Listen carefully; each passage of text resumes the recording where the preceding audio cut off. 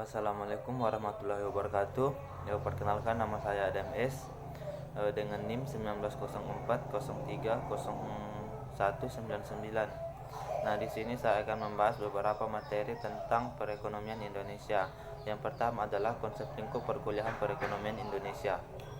Mata kuliah perekonomian Indonesia membahas beberapa aspek penting perkembangan makroekonomi Indonesia.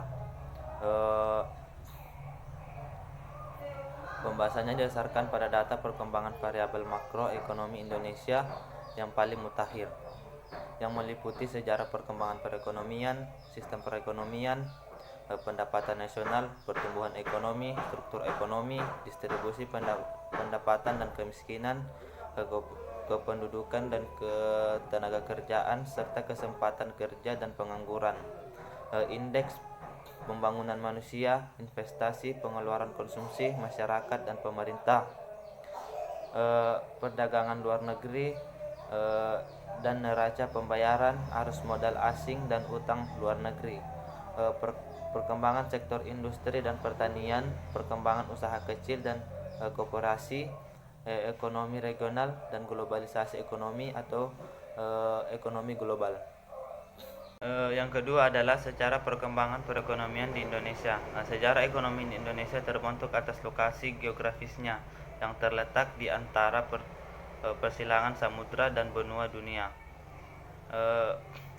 Sumber daya alam yang melimpah berupa hasil tani dan bumi serta penduduk yang tinggal di penjuru kepulauan yang berbentuk dasar dari perkembangan negara Indonesia.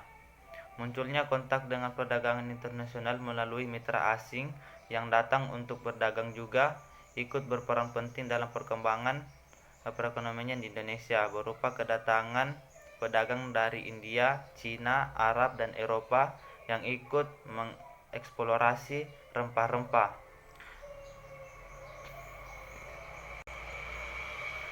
Pada awal abad ke-17, salah satu perusahaan multinasional pertama dalam dunia sejarah telah mendirikan basis operasional mereka di Kepulauan Indonesia untuk memonopoli perdagangan rempah-rempah dunia.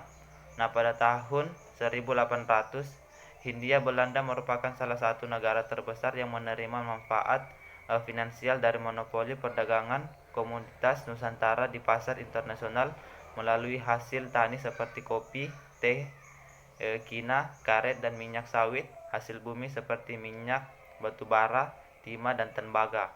Hasil Hindia Belanda berubah menjadi Republik Indonesia setelah Perang Dunia Kedua.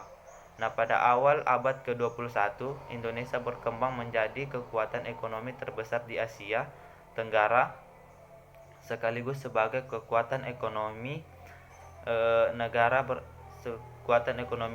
berkembang di dunia, mengatakan Indonesia menjadi anggota G20 dan masuk sebagai negara industri baru. Yang terakhir adalah sistem perekonomian Indonesia.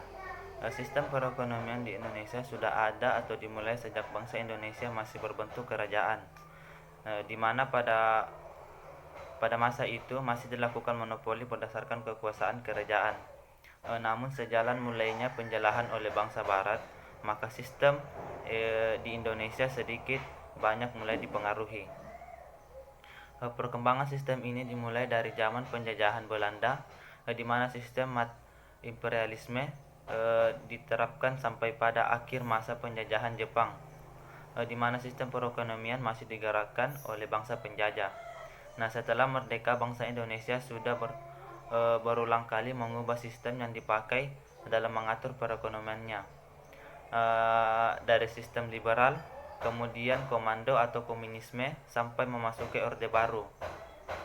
Pada Orde Baru ini terdapat perubahan yang signifikan atau kemajuan yang dialami oleh bangsa Indonesia dari segi kemakmuran rakyatnya, di mana pada masa ini penggunaan program Repelita.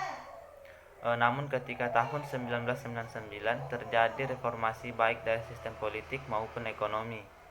Nah, pada akhirnya bangsa Indonesia sampai dengan sekarang ini menggunakan sistem perekonomian Pancasila atau kerakyatan di mana tujuan dari perekonomian ini adalah tercapainya keadilan sosial bagi seluruh rakyat Indonesia. Mungkin itu saja yang dapat saya sampaikan, kurang dan lebihnya mohon dimaafkan. Wabil taufiq wal hidayah. Wassalamualaikum warahmatullahi wabarakatuh.